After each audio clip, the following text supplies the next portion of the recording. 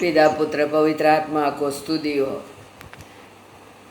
आज का दिन भी प्रभु हमें सूम के जरिए परमेश्वर का सन्निधि में आने के लिए प्रभु हमें कृपा दिया। आज भी प्रभु हमें वचन देकर हमें शुद्ध कर रहे, इसके लिए धन्यवाद। कल हमने चिंता किया स्वर्ग राज्य प्राप्त करने के लिए क्या करने का है, स्वर्ग राज्य क्या है करके भी हम चिंता करेंगे।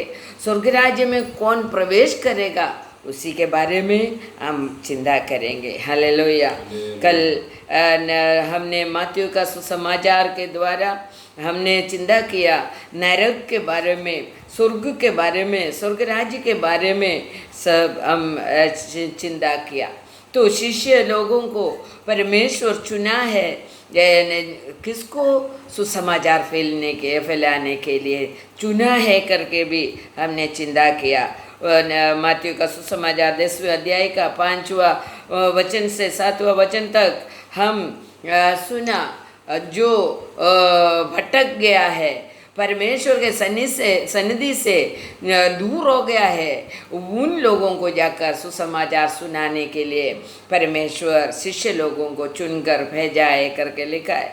यदि कोई भी स्वर्ग राज्य का सुसमाचार नहीं सुनते हैं तो उन लोगों के देश छोड़ने का समय, उन लोगों का घर छोड़ने का समय, तुम्हारा पैरों के नीचे जो लगा हुआ धूल भी तुम निकाल कर वो लोग उधर ही डाल कर चले जाना करके शिष्य लोगों को बोला। क्योंकि परमेश्वर का सुसमाचार नहीं सुनने वाला का एक धूल मिट्टी भी उनके लोगों के साथ नहीं रहना मांगते। हालेलुया। धूल मिट्टी भी, वो लोगों का घर का एक धूल भी तुम्हारे सुसमाचार सुनाने वाले के साथ नहीं आने का है करके बोल रहे। हालेलुया। तो इसके लिए हम परमेश्वर देखो कितना दृढ़ता से अपना शिष्यों को संभाल रहे करके देखो। उन्होंने बोला जो परमेश्वर का सुसमाचार नहीं सुन रहे उन लोगों का सामने जाने का समय तुम्हारा पैर से, उसका घर से तुम्हारे पैर में आया हुआ धूल भी निकाल कर डाल कर चले जाना। क्यों? तुम बोला हुआ वो शांति और समाधान दिया है वो लोग का घर में सुसमाचार के द्वारा, वो तुम्हारे साथ वापस आएगा। हालेलुया। वो तुम्हारे साथ वापस आने के लिए उधर से कुछ भी लेकर नहीं आने का। हालेलुया। क्योंकि नहीं तो वो शांति और समाधान उधर ही रहेगा। यदि तुम धूल मिट्टी भी निकाल कर उधर डालकर चले आएगा तो तुम जो सुसमाचार बोला है उसी के द्वारा उधर पहुंचा हुआ शांति और समाधान भी तुम्हारा पीछे आएगा। हालेलुया। क्योंकि परमेश्वर का वचन बोलने से उस घर में, उस व्यक्ति में शांति फैलते हैं, समाधान फैलते हैं। तो आज हमें परमेश्वर चिंता करने के लिए दे रहे मत्ती का सुसमाचार 11वें अध्याय का 12 हम पढ़ेंगे। मत्ती का सुसमाचार 11वीं अध्याय का यूहन्ना बपतिस्मा देने वाले के दिनों से अब तक स्वर्ग के राज्य में बलपूर्वक प्रवेश होता रहा है और बलवान उसे छीन लेता है। बहुत लोग बपतिस्मा, यूहन्ना बपतिस्मा का समय से लेकर बैल से स्वर्ग राज्य प्राप्त करने के लिए कोशिश करते हैं और प्राप्त किया भी है। हालेलुया। बहुत लोग अपना अपना ताकत परमेश्वर का राज्य के लिए यूज कर बलवान लोग परमेश्वर से बल प्राप्त करते हुए स्वर्ग राज्य प्राप्त किया है। हालेलुया। देखो, पर स्वर्ग राज्य प्राप्त करने के लिए क्या मांगते? उधर लिखा है स्वर्ग राज्य को बेल यूज कर प्राप्त करना मांगते हैं। हालेलुया। बहुत लोग बेल यूज कर प्राप्त किया है करके उधर लिखा है। ഒന്ന് മലയാളത്തിൽ വായിച്ചേ അവിടെ. യോഹന്നാൻ സ്നാപകന്റെ നാൾ മുതൽ ഇന്നേ വരെ സ്വർഗരാജ്യത്തെ ബലാത്കാരം ചെയ്യുന്നു, ബലാത്കാരികൾ അതിനെ പിടിച്ചടക്കുന്നു. ഹല്ലേലൂയ. സകല പ്രവാചകന്മാരും ന്യായപ്രമാണവും ബസ്. യോഹന്നാൻ വരെ പ്രവചിച്ചു. तो बेल बेल जिसको है वो स्वर्गराज्य प्राप्त कर रहे. हालेलुया. कौन सा बेल? परमेश्वर का शक्ति, परमेश्वर का पवित्र आत्मा का शक्ति के बारे में वो बोल रहे हैं. जो परमेश्वर का शक्ति के द्वारा जो व्यक्ति जी रहे उसको स्वर्ग राज्य प्राप्त करने के लिए मिलेगा करके परमेश्वर बता रहे. നമ്മൾ ചിന്തിക്കായിരുന്നു അവിടെ എന്താ പറഞ്ഞിരിക്കുന്നത്. 12-ാമത്തെ വചനത്തിൽ പറയാണ്, യോഹന്നാൻ സ്നാപകന്റെ നാളുകൾ മുതൽ ഇന്നേ വരെ സ്വർഗരാജ്യത്തെ ബലാത്കാരം ചെയ്യുന്നു, ബലാത്കാരികൾ അതിനെ പിടിച്ചടക്കുന്നു. बलात्कारिகள் योहन्नान बपतिस्मा के समय से लेकर बेल प्राप्त करते हुए, बेल कैसा प्राप्त करेगा? मन फिरावा होने का समय, जो व्यक्ति मन फिरावा होएगा उनके ऊपर परमेश्वर का पवित्र आत्मा आना शुरू करते हैं, परमेश्वर का बेल आना शुरू करते हैं. परमेश्वर का बेल से हम स्वर्गराज्य प्राप्त कर सकते हैं. ഹല്ലേലൂയ. ദൈവത്തിൻ്റെ ശക്തിയാൽ മാത്രമേ നമുക്ക് സ്വർഗരാജ്യത്തിൽ പോകുവാൻ കഴിയുള്ളൂ, അതിനെ കരസ്ഥമാക്കുവാൻ കഴിയുള്ളൂ. परमेश्वर का शक्ति जिस व्यक्ति के अंदर आते हैं उस व्यक्ति को स्वर्गराज्य प्राप्त करने के लिए मिलेगा. हालेलुया. तो यूहन्ना बपतिस्मा आया तभी से लोगों को बोल रहे, यूहन्ना बपतिस्मा क्या बोला? पाप छोड़ो और मन फिराओ, स्वर्गराज्य निकट आया है. हालेलुया. यही बोला है, यही सुसमाचार यूहन्ना बपतिस्मा दिया है. पाप का रास्ते से छुड़कर मन फिराकर परमेश्वर का राज्य के लिए तैयार होने के लिए यूहन्ना बपतिस्मा बोला, वो सुनने वाला हर एक व्यक्ति के अंदर पवित्र आत्मा का शक्ति आने लगेगा.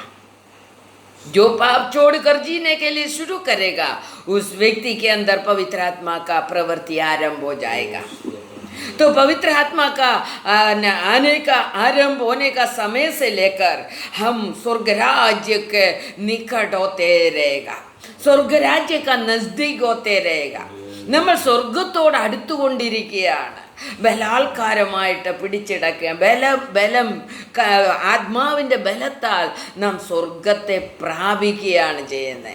ആത്മാവിൻ്റെ ബലത്താൽ ആത്മീയ ശക്തി से हम स्वर्ग राज्य प्राप्त कर सकते हैं करके लिखा है. तो उधर और एक वचन में चिंता करने के लिए चाहते हैं. 11वीं वचन में उधर लिखा है, हिंदी में पढ़िए. मैं तुमसे सच कहता हूँ कि जो स्त्रियों से जन्मे हैं उनमें से यूहन्ना बपतिस्मा देने वाले से कोई बड़ा नहीं हुआ, पर जो स्वर्ग के राज्य में छोटे से छोटा है वो उससे बड़ा है.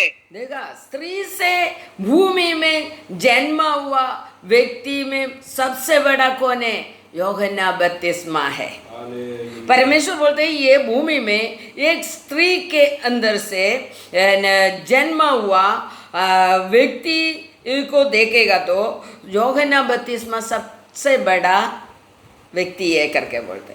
मगर उधर लिखा है स्वर्ग राज्य में प्रवेश करने वाला सबसे छोटा व्यक्ति भी यूहन्ना से बड़ा है. हालेलुया. स्वर्ग राज्य का सबसे छोटा व्यक्ति, स्वर्ग राज्य में सबसे छोटा व्यक्ति भी यूहन्ना बपतिस्मा से बड़ा है करके लिखा है.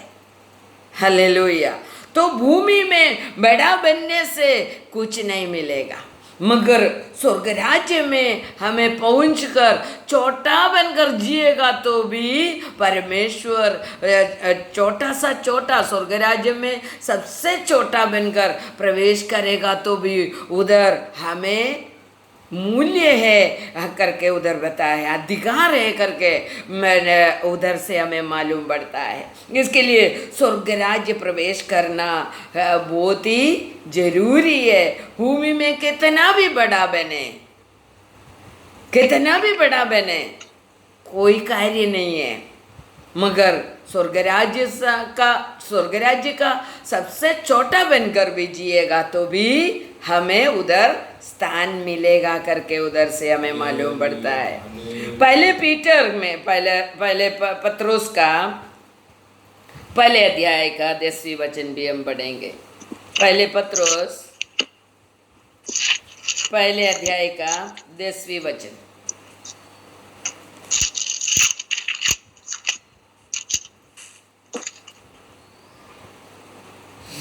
इसी उद्धार के विषय में उन भविष्यद्वक्ताओं ने बहुत खोजबीन और जांच पड़ताल की, जिन्होंने उस अनुग्रह के विषय में जो तुम पर होने को था भविष्यवाणी की थी। देखो उधर लिखा है നിങ്ങൾക്ക് വായിച്ചേ, നിങ്ങൾക്ക് വരുവാനിരിക്കുന്ന കൃപയെക്കുറിച്ച് പ്രവചിച്ച പ്രവാചകന്മാർ ഈ രക്ഷയെ ആരാഞ്ഞ് അന്വേഷിച്ചിരുന്നു. നോക്കിക്കേ, പ്രവാചകന്മാര് പോലും യേശു ക്രിസ്തുവിൽ കൂടിയുള്ള ഈ രക്ഷയെ, സ്വർഗരാജ്യ പ്രവേശനം എന്നുള്ള രക്ഷയെ പ്രവാചകന്മാർ ആരാഞ്ഞറിഞ്ഞിരുന്നു, അന്വേഷിച്ചറിഞ്ഞിരുന്നു എന്നാണ് അവിടെ എഴുതിയിരിക്കുന്നത്.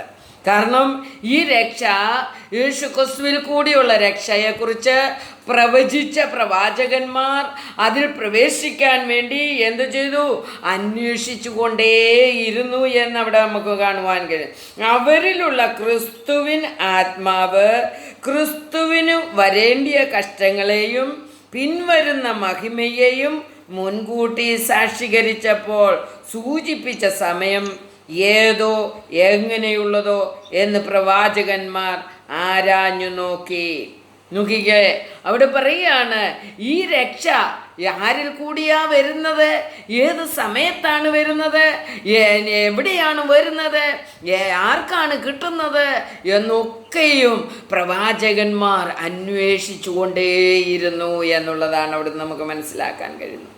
അപ്പോൾ നമ്മൾ എന്താ ചെയ്യേണ്ടത്?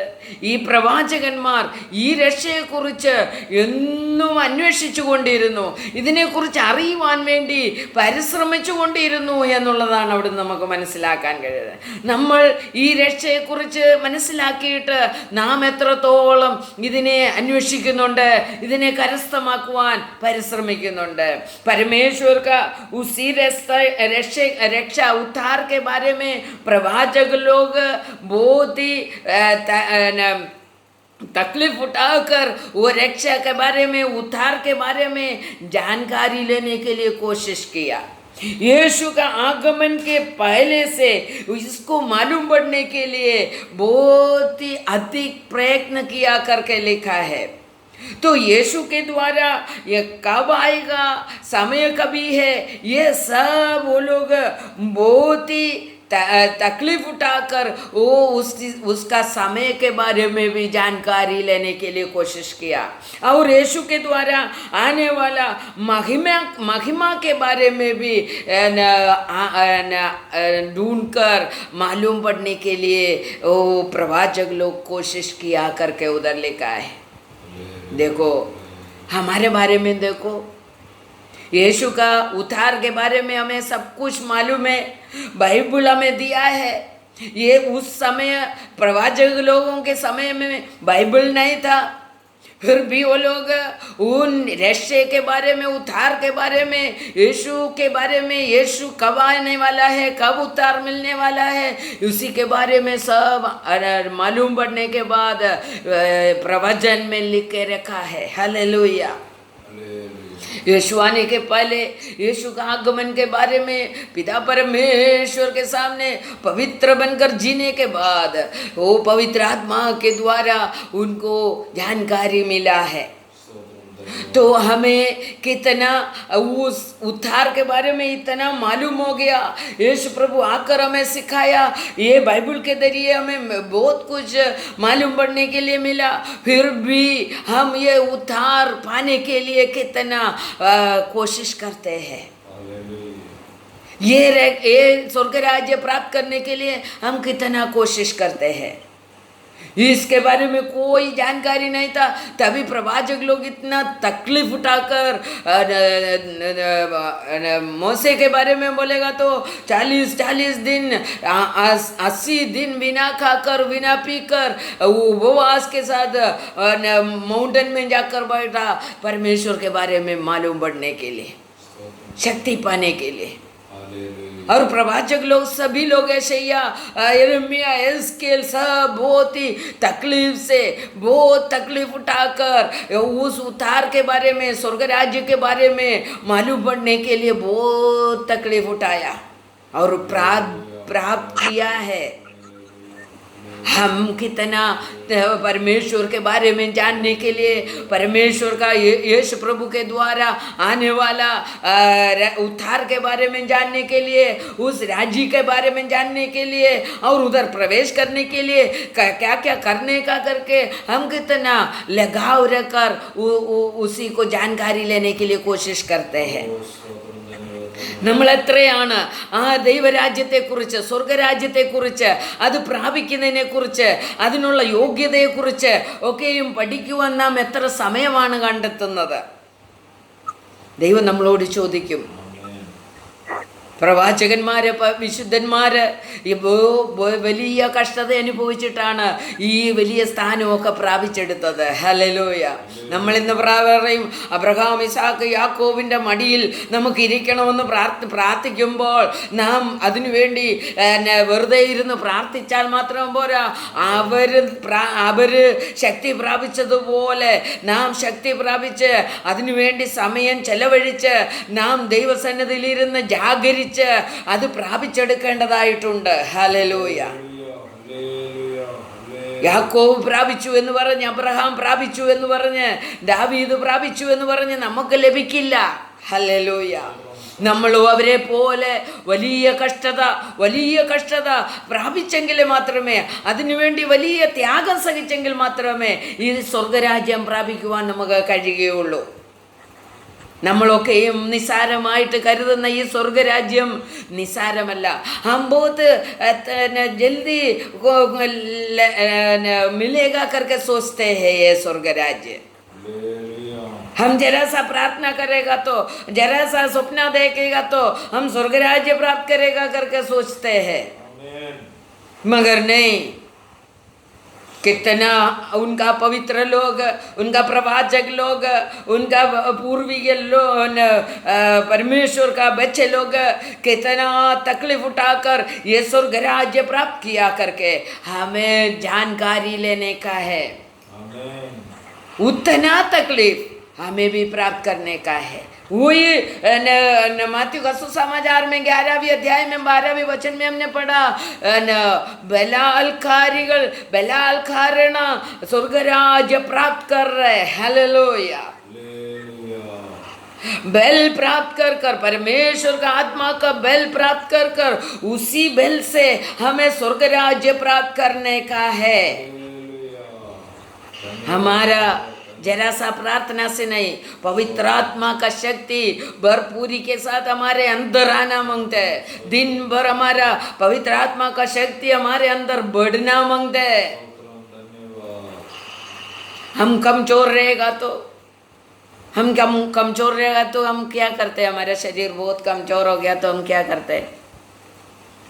हम बॉर्नवीटा पीते हैं, हॉर्लिक्स पीते हैं, अच्छा खाना खाते हैं और बहुत शक्ति देने वाला चीज़ हम खा कर मोटी बन जाता है. वैसा ही परमेश्वर का राज्य के लिए खोजने वाला बल प्राप्त करना पड़ेगा, आत्मा का बल प्राप्त करना पड़ेगा. वो भी एक दिन खाने से मोटी नहीं बनते हैं, महीना भर खाने से मोटी बनते हैं. ऐसा ही हमारे परमेश्वर का शक्ति हमारे ऊपर आने के लिए, बहुत ज़्यादा ज़्यादा ज़्यादा शक्ति आने के लिए हमें महीना साल तक हम परमेश्वर के सन्निधि में बैठकर प्राप्त करना पड़ता है। हालेलुया। ये छोटा सा कार्य नहीं है। हमें दिन भर आत्मीयता में बढ़ते रहने का, तो बेल से हम परमेश्वर का राज्य प्राप्त कर सकेगा। हालेलुया। परमेश्वर का आत्मा का बेल से हमें ये शक्ति प्राप्त करने के लिए मिलेगा करके परमेश्वर हमें सिखा रहा है। हालेलुया। इसके लिए कभी ये बहुत ही നമുക്കിത് നിസ്സാരമായിട്ട് തോന്നരുതേ എന്ന് ഞാൻ ദൈവനാമത്തിൽ നിങ്ങളോട് അപേക്ഷിക്കുകയാണ്. ഈ സ്വർഗരാജ്യം പ്രാപിക്കുക എന്ന് പറയുന്നത് छोटा कार्य नहीं है। ये स्वर्गराज्य प्राप्त करना छोटा कार्य नहीं है। वो बहुत നിസ്സാരമായിട്ട് പ്രാപിക്കാൻ കഴിയുന്ന കാര്യമല്ല. അതിനുവേണ്ടി നമ്മൾ സമയം ചെലവഴിക്കേണ്ടിയിരിക്കുന്നു. അതിനുവേണ്ടി നമ്മൾ वाट जोगना मांगते करके बाइबल में लिखा है। उनके लिए समय बिताना पड़ेगा, समय देना पड़ेगा परमेश्वर के सन्निधि में। हालेलुया। तभी हम स्वर्ग राज्य का भागी बनेगा, स्वर्ग राज्य का योग्यता हमारे अंदर आएगा। तो हम कितना समय देते हैं परमेश्वर का राज्य प्राप्त करने के लिए। पवित्र आत्मा कितना शक्ति से हमारे अंदर है। हमारा आत्मा कितना शक्तिशाली है। हमारे आत्मा से पवित्र आत्मा रोज व रोज पवित्र आत्मा का शक्ति हमारे अंदर आते रहेगा, तो ही हमारे आत्मा शक्तिशाली बनेगा। हम बेल प्राप्त करके पूरा स्वर्ग राज्य प्राप्त करने के लिए हम बलशाली बन जाना मांगते करके परमेश्वर का वचन से हमें मालूम पड़ता है। यूदा का प्रवचन लेखन में देखो, यूदा का पहले यूदा का पहले अध्याय 24, एक ही अध्याय है, उसका 24 में क्या लिखा, कल भी हमने पढ़ा है। വീഴാതവണ്ണം നിങ്ങളെ സൂക്ഷിച്ച് തന്റെ മഹിമാസനത്തിൽ കളങ്കമില്ലാത്തവരായി ആനന്ദത്തോടെ നിർത്തുവാൻ ശക്തിയുള്ളവന് നമ്മുടെ കർത്താവായ യേശു ക്രിസ്തു മുഖാന്തരം നമ്മുടെ രക്ഷിതാവായ ഏക ദൈവത്തിന് തന്നെ സദാകാലത്തിനു മുമ്പേ ഇപ്പോഴും സദാകാലത്തോളം തേജസ്സും महिमें बलവും अधिकारम ഉണ്ടാകുമാറാകട്ടെ। हालेलुया। हिंदी में जरा पढ़िए। अब जो तुम्हें ठोकर खाने से बचा सकता है और अपनी महिमा की भरपूरी के सामने मगन और निर्दोष करके खड़ा कर सकता है। तो परमेश्वर बोलते तुम ठोकर नहीं खाने के लिए, निर्दोष बनने का है और उनका महिमा का सन्निधि में खड़ा रहने के लिए, आनंद से खड़ा रहने के लिए, निर्दोष बनकर खड़ा रहने के लिए परमेश्वर का शक्ति हमारे अंदर आते रहेगा। तो ये शक्ति हम प्राप्त करते हुए, जितना परमेश्वर का शक्ति प्राप्त करते हैं उतना ही हम निर्दोष बनेगा और आनंद से परमेश्वर के सन्निधि में खड़ा करने वाला शक्तिशाली प्रभु यीशु के द्वारा हमें पिता के सामने खड़ा करने के लिए योग्यता मिलेगा। तो ये हम ठोकर नहीं खाने के लिए हमारे अंदर हम निर्दोष बनना मांगते करके बाइबल में लिखा है। वो यीशु के द्वारा, यीशु का आत्मा के द्वारा ही हम निर्दोष बनेगा और ठोकर ना खाते हुए, गिर ना जाते हुए, पाप ना करते हुए जीने के लिए और आनंद के साथ परमेश्वर का महिमा के सामने खड़ा रहने के लिए योग्यता मिले। तो ये योग्यता हमें प्राप्त करने का है। मत्ती का सुसमाचार 13वीं अध्याय का 44 पढ़िए। मत्ती का सुसमाचार 13वीं अध्याय का 44।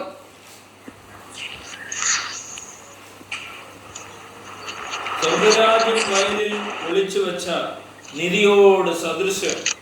അത് ഒരു മനുഷ്യൻ കണ്ട് മറച്ചിട്ട് തന്റെ സന്തോഷത്താൽ ചെന്ന് തനിക്കുള്ളതൊക്കെയും വിറ്റ് ആ വയൽ വാങ്ങി. हाँ मदी उधर हिंदी में पढ़िए जरा. एक मिनट। मैथ्यू का सुसमाचार 13वें अध्याय का 44. स्वर्ग का राज्य खेत में छुपे हुए धन के समान है, हाँ जिसे किसी मनुष्य ने पाया और छुपा दिया हाँ. और मारे आनंद के जाकर अपना सब कुछ बेच दिया और उस खेत को मोल ले लिया। हालेलुया। उधर लिखा है स्वर्ग राज्य क्या है करके उधर मालूम पड़ता है. स्वर्ग राज्य के बारे में किसी को नहीं मालूम. स्वर्ग राज्य क्या है करके उधर लिखा है. एक मनुष्य स्वर्ग राज्य का एक निधि के समान है.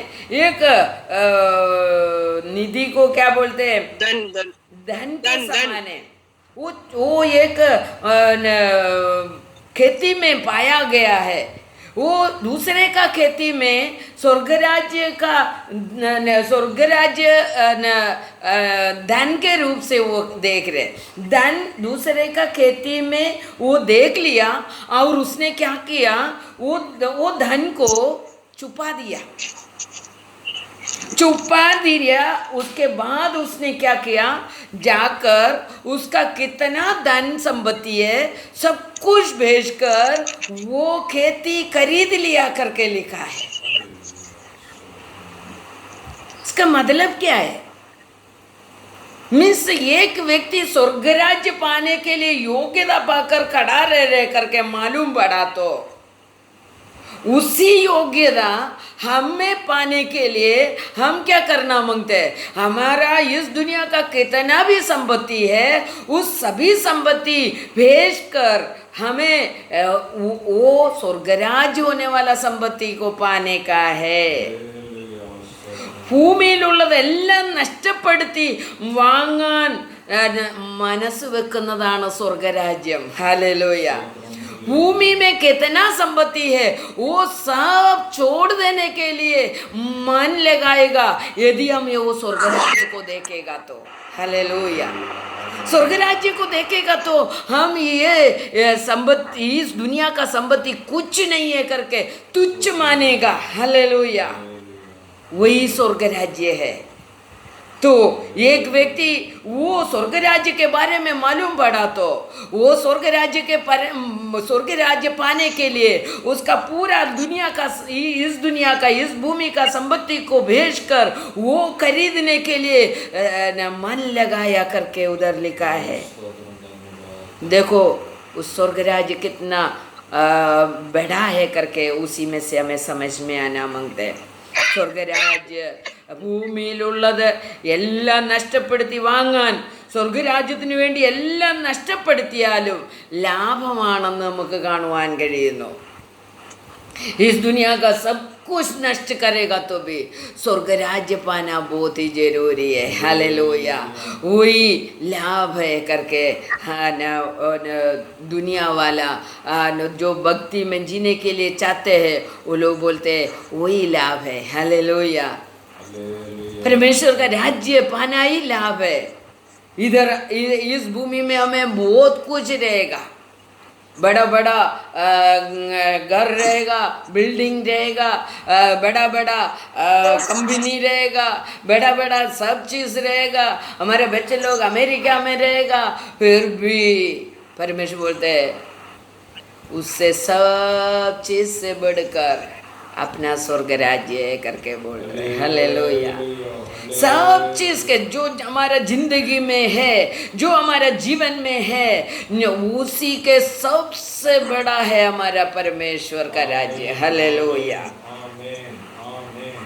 हम वो मोलने के लिए क्या त्यागेगा ये परमेश्वर आज हमें चिंता करने के लिए दिया है. उसी के बारे में स्वर्ग राज्य क्या है करके बहुत हमें चिंता करने का है. इसके लिए आज हम ये वचन से पूरा करने के लिए चाहता हूँ. तो സ്വർഗരാജ്യം എന്താണെന്നാണ് എഴുതിയേക്കുന്നത്? 13:44 ഒന്നുകൂടെ വായിച്ചാട്ട്. സ്വർഗരാജ്യം വയലിൽ ഒളിച്ചു വെച്ച നിധിയോട് സദൃശ്യം. അത് ഒരു മനുഷ്യൻ കണ്ട് മറച്ചിട്ട് തന്റെ സന്തോഷത്താൽ ചെന്ന് തനിക്കുള്ളതൊക്കെയും വിറ്റ് ആ വയൽ വാങ്ങി. സ്വർഗരാജ്യം ഒരു മറച്ചിട്ട ഒരു നിധിയോട് സദൃശ്യം.